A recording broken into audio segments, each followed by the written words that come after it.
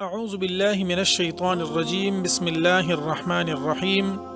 آج ہم بات کریں گے اس پہاڑی سلسلے کا یا اس علاقے کا جہاں پر داستانوں میں، گمشدہ عربی کہانوں میں بادشاہوں کی حسین شہزادیوں، جنوں، پریوں اور زیر قبضہ ہیبتناک طلسم سے جڑی ہوئی کہانیوں میں اس کا نام سامنے آتا ہے۔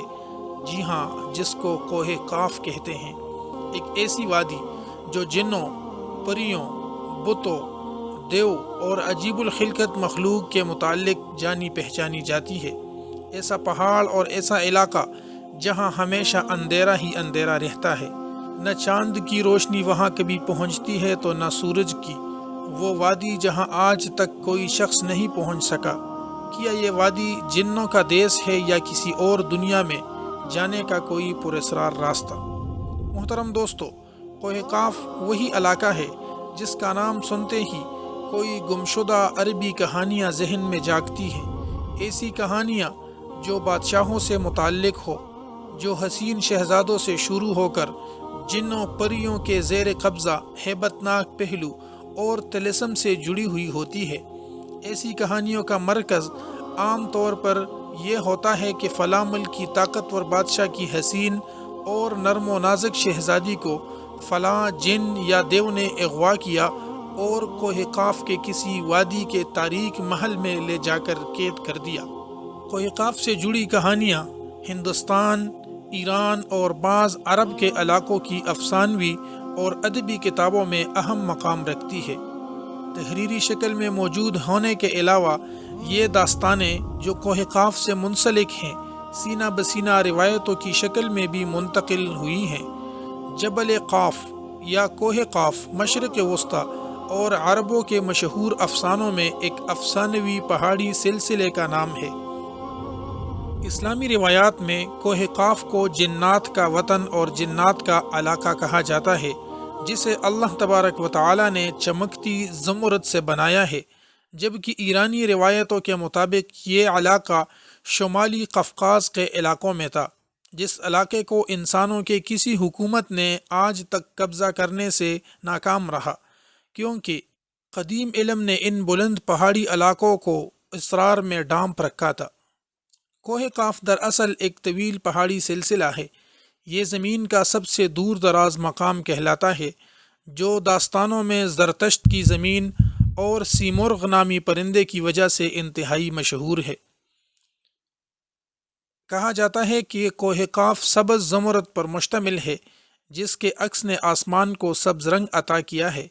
یہ بھی کہا جاتا ہے کہ زمانے قدیم میں جنات کی نسلوں نے بہت ساری حکومتیں قائم کی تھی۔ کوہ قاف کے بارے میں امام قزوینی رحمۃ اللہ تعالی علیہ لکھتے ہیں کہ کوہ قاف کئی علاقوں میں منقسم ہے، جن میں 70 زمینیں چاندی کی ہیں، 70 زمین سونے کی ہیں اور 70 زمین مشک کی ہیں۔ عربی کتابوں کے مطابق قاف پہاڑی سلسلوں میں سب سے اونچا تھا، جو اللہ کی طرف سے زمین کو سہارا دینے کے لیے بنایا گیا تھا۔ دراصل زمین کو سہارا دینے کے لیے تمام پہاڑ بنائے گئے ہیں، لیکن قاف ان میں سب سے بلند ہے، اور اس دنیا میں جتنے بھی پہاڑی سلسلے ہیں، تمام سلسلوں کی شاخیں زیر زمین کوہ قاف سے جڑی ہیں۔ اس طرح کوہ قاف جو زمین کا سب سے بڑا پہاڑ ہے، تمام پہاڑی سلسلوں کا مرکز ہے۔ زکریا القزوینی نے 13ویں صدی میں عجائب المخلوقات و غرائب الموجودات نامی ایک کتاب لکھی ہے، جس میں انہوں نے کاسمولوجی کے مطابق یہ نظریہ دیا ہے کہ آسمان کو اللہ تبارک و تعالی نے تام رکھا ہے تاکہ آسمان زمین پر نہ گر پڑے۔ اس زمین کے چاروں طرف پہاڑوں کا ایک طویل سلسلہ ہے، جس پہاڑی سلسلے میں کوہ قاف بھی شامل ہے، جو ان سلسلے کو گٹی کی طرح اپنی جگہ پر رکھتا ہے۔ اسی طرح مشہور صوفی بزرگ جلال الدین رومی نے اپنی تحریروں میں کوہ قاف کا ذکر کیا ہے۔ وہ اس کا ذکر کچھ یوں کرتے ہیں کہ طاقتور بادشاہ سکندر آب حیات کی تلاش میں مشرق کی طرف عازم سفر ہوا۔ اس سفر کے دوران آپ کوہ قاف تک جا پہنچے۔ جب آپ کوہ قاف تک پہنچے تو آپ نے دیکھا کہ وہاں فرشتہ اسرافیل قیامت کے دن کا سور پھونکنے کا انتظار فرما رہے ہیں۔ کوہ قاف اور اس میں آباد مخلوقات کے متعلق ایک اور روایت بھی بیان کی جاتی ہے کہ حضرت عبداللہ ابن عباس رضی اللہ تعالیٰ عنہ فرماتے ہیں کہ رسول اللہ صلی اللہ علیہ وآلہ وسلم ہمارے پاس تشریف لائے جبکہ ہم مسجد نبوی میں حلقہ بنا کر بیٹھے ہوئے تھے۔ ہمیں آپ صلی اللہ علیہ وآلہ وسلم نے فرمایا کیا کر رہے ہو؟ ہم نے عرض کیا یا رسول اللہ ہم سورج کے متعلق غور کر رہے ہیں کہ وہ کیسے طلوع ہوتا ہے اور کیسے غروب ہوتا ہے۔ نبی پاک صلی اللہ علیہ وآلہ وسلم نے فرمایا تم نے اچھا کیا، اس طرح سے مخلوق میں فکر کیا کرو لیکن خالق کی ذات میں فکر نہ کرنا، کیونکہ اللہ جس کے لیے جو چاہتا ہے پیدا کرتا ہے۔ تم اس سے تعجب کرو کہ کوہ قاف سے آگے 7 سمندر ہیں، ہر سمندر 500 سال سفر کرنے کے برابر طویل ہے، اور اس سے آگے 7 زمینیں بھی ہیں جن کا نور ان کے باسیوں کے لیے چمکتا ہے۔ اس کوہ قاف کے آگے 70,000 مخلوقات ہیں جو اڑتی ہیں۔ اللہ تبارک و تعالی نے ان کو پرندوں کی شکل میں پیدا کیا ہے۔ یہ مخلوق اور ان کا بچہ پیدا ہوتے ہی ہوا میں اڑنے لگتے ہیں۔ یہ اپنی تسبیح کی ادائیگی میں ذرہ برابر فرق نہیں کرتے۔ ان کا کھانا بھی ہوا ہے، ان کا پینا بھی ہوا ہے، ان کا لباس بھی ہوا ہے، ان کا برتن بھی ہوا ہے، ان کا سب کچھ ہوا ہے۔ وہ یہ نہیں جانتے کہ اللہ نے حضرت آدم علیہ السلام کو پیدا کیا، نہ یہ جانتے ہیں کہ ابلیس ہے، نہ ابلیس کی اولاد کو جانتے ہیں۔ اللہ نے کوہ قاف کو دنیا کے گرد تخلیق کیا ہے۔ یہ تمام دنیا اس پہاڑ کے درمیان میں ایسے موجود ہے جیسے انگلیوں میں انگوٹھی۔ کوئی عام انسان وہاں نہیں پہنچ سکتا کیونکہ وہاں پہنچنے تک 4 مہینے اندھیرے سے گزرنا پڑتا ہے۔ یہ وہ پہاڑ ہے جہاں کوئی سورج نہیں، یہ وہ پہاڑ ہے جہاں کوئی چاند نہیں، یہاں تک کہ یہ لوگ چاند اور سورج کے بارے میں بھی نہیں جانتے کہ اللہ نے چاند اور سورج بھی تخلیق کی ہے۔ جو روشنی ان تک پہنچتی ہے وہ قاف پہاڑ کی روشنی ہے، اور وہاں موجود لوگ جڑی بوٹیاں کھاتے ہیں اور ان کے بدن پر کوئی کپڑا نہیں ہوتا۔ صحابہ نے پوچھا یا رسول اللہ صلی اللہ علیہ وسلم کیا وہ لوگ فرشتے ہیں؟ آپ نے ارشاد فرمایا نہیں، وہ فرشتے نہیں، لیکن اللہ کے احکامات کی فرما برداری بالکل فرشتوں کی طرح ہی کرتے ہیں۔ پھر آپ نے فرمایا کہ معراج کی رات ان کی ملاقات کوہ قاف کے لوگوں سے ہوئی تھی، اور وہاں کے لوگوں نے آپ صلی اللہ علیہ وسلم کی دعوت کو قبول کیا اور وہ مسلمان ہو گئے۔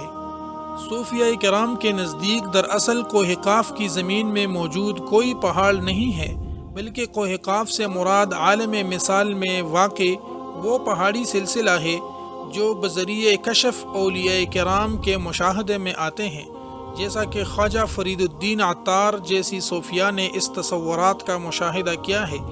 طریقت میں کوہ قاف کو شعور کا ایک دائرہ اور مرید کا حد سمجھا جاتا ہے، جسے پا کر بندہ فنا فی اللہ کے درجے تک پہنچ جاتا ہے۔ بہت سارے لوگوں کا یہ بھی ماننا ہے کہ یہ لفظ قاف کسی چیز کی مرکز کو ظاہر کرتا ہے، اور یہ لفظ اتنا مقدس ہے کہ اللہ تبارک و تعالی نے اس قاف کے لفظ پر قرآن پاک میں پوری سورت نازل فرمائی ہے جو اس کوہ قاف پہاڑ کی طرف اشارہ کرتی ہے۔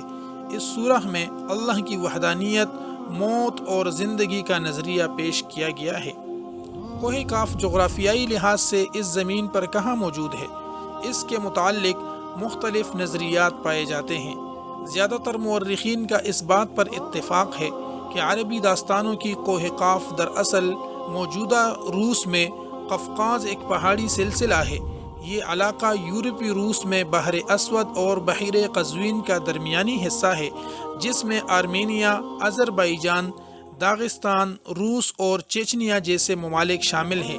یہ علاقہ قدرتی حسن سے مالا مال ہے، جہاں جانوروں اور پرندوں کے بے شمار اقسام پائی جاتی ہیں۔ جھیلیں، آبشاریں اور چھوٹے چھوٹے چشمے دیکھ کر ایسا معلوم ہوتا ہے گویا جنت زمین پر ہی ہو۔ یہاں پر انسانی آبادی بہت کم ہے، یعنی نہ ہونے کے برابر ہے۔ یہ پہاڑی سلسلہ ایشیا کو یورپ سے جدا کرتا ہے۔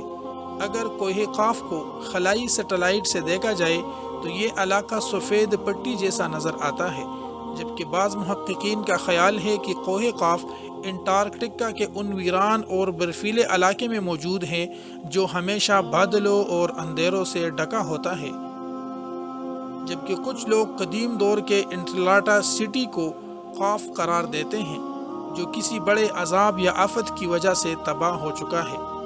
جدید فزکس کی نئی دریافت یعنی ڈائمینشن بھی کوہ قاف کو سمجھنے میں آسانی پیدا کرتی ہے، مگر اس لفظ کی جدید تحقیق کے مطابق ہماری اس کائنات میں کل 11 ڈائمینشن وجود رکھتے ہیں، جبکہ ہم انسان صرف 3 یا 4 ڈائمینشن میں زندگی گزار رہے ہیں، کیونکہ ہم سپیس اور ٹائم کی قید میں زندگی گزارتے ہیں۔ ان مزید ڈائمینشن میں کتنے ستارے، سیارے اور کتنے دنیا آباد ہیں، اس کا علم صرف اور صرف اللہ تبارک و تعالیٰ کو ہے۔ محققین کے مطابق روح کی دنیا، عالم برزخ، جنت اور جہنم اسی ڈائمینشن میں موجود ہیں جن میں انسان موت کے بعد داخل ہوتا ہے۔